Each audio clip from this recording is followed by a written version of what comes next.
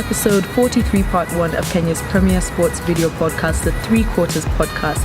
Remember to jump onto the hashtag Road to Japan to support the Christie7s as they are still looking to qualify for the Rugby World Cup in Japan in 2019. And as we are all about promoting sports and sports travel, we have partnered with Moran Sports Travel to give you this brilliant offer for the Dubai Sevens on the 1st and 2nd of December.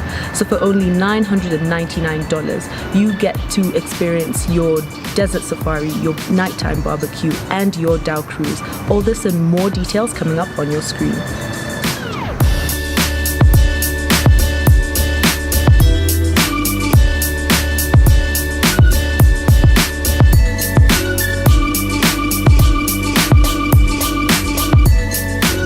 I'm Dini Medofio. This is Ngashi, official noisemaker, Jeringus Kenyana. So as the local 7th circuit took a break last weekend, this weekend we're going to discuss the table standings, how they look, what maybe you expected and didn't expect. So top 5, as it is, Homeboys, Cabras, Impala, Oilers, and then Nakuru.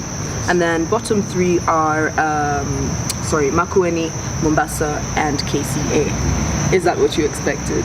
Not as expected, because I think this has been the most competitive series that we've had in the recent past.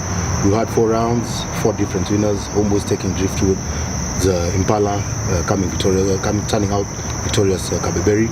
Then we went to Nakuru. We had KCB taking that.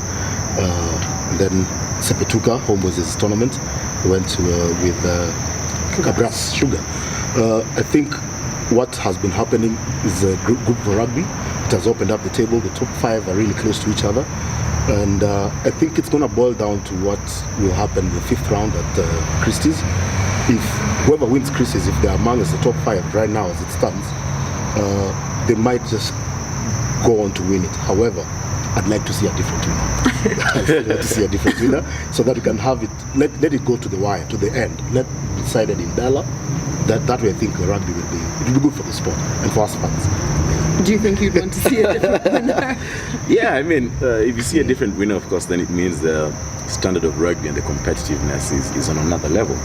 I think about the National 7th Circuit in 2016, when at this point, it was either Homeboys or Queens. Yeah, we're more or less already done. It was only Homeboys or Queens going to win it.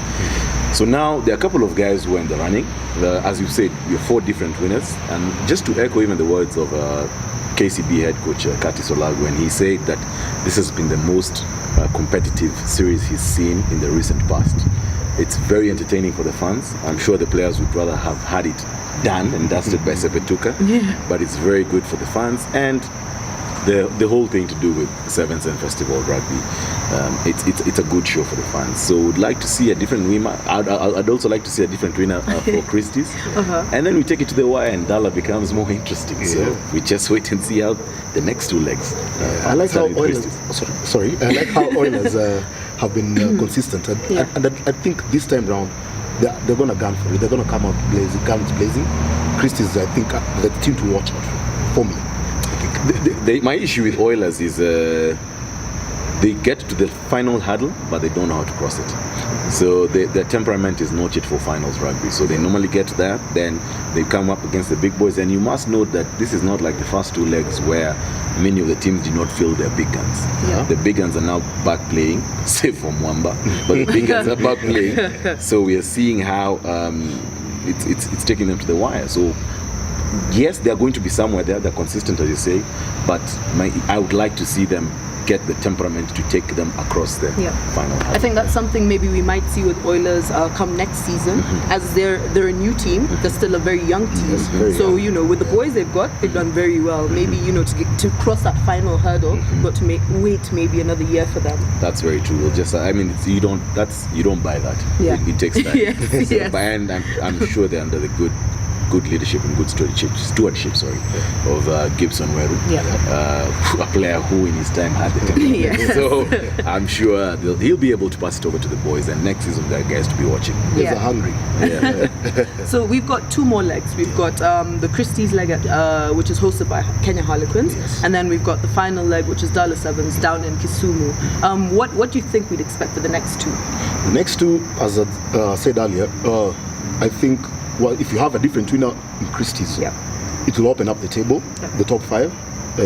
if let's say Oilers win it, give or take, or if should Oilers win it, because I think they're the only ones who haven't won yet on the top 4, top 5. If should they win it, it's gonna push it to the wire to Dala. Dala will now be the decider, and should whoever wins Dala or gets to the final and is still in the top 5, I think they'll take it to the virtue of points, just because of points. I'd say before we jump onto Nash, what about quarter-final predictions? My quarterfinals for Christie's. For Christie's. Yes. Pool A is going to be really tough for the hosts especially, but I think it will be Cabras. My pick would be Cabras and Queens, the hosts, of course. Pool B, that's relatively a bit easy. It's going to be Impala and Nakuru for me. Yeah. Pool C, that's another tough one for me. Yeah, considering Mwamba. Mwamba have been a bit shaky. Yeah. But my pick would be Homeboys and Mwamba. But watch out for the Western Bulls. Those guys can definitely been playing well. They've been playing well. Pool D, KCB and Oilers. All right. What about you? He's talked about the rugby part. I'd like to see, in terms of organization, I said it last week, Sepetuka have set a very high bar for the last 2 sevens tournaments for Christie's and Dala Sevens. Kenya Harlequins have a very tough task ahead of them in terms of setting up a good tournament, in terms of and in comparison to what you saw in Sepetuka. My Dala is going to be a bit. I don't know. I've been in conversations with a couple of the guys on the planning committees. Some work is going in.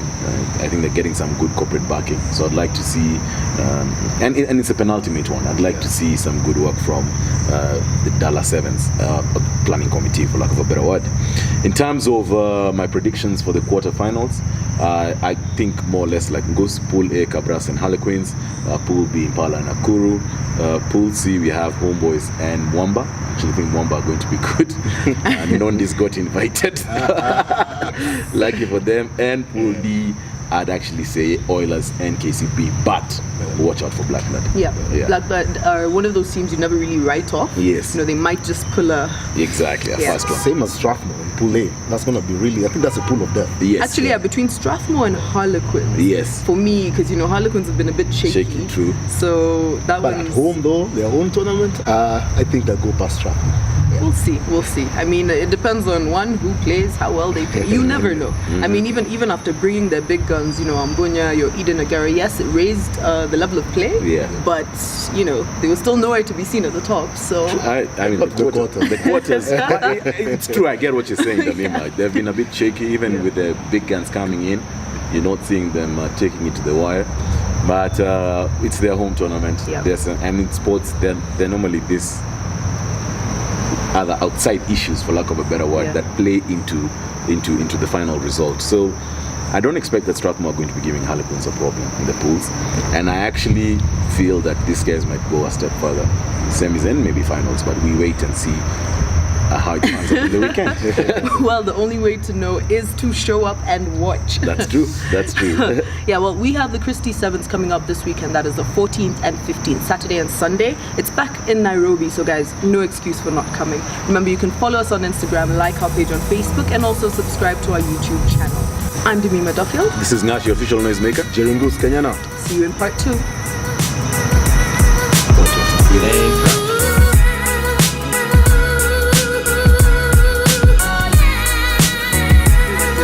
Finish this.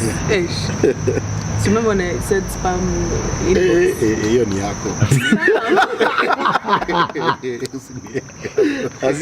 Spam, not Usiniingize hapo. I will show you. Spam.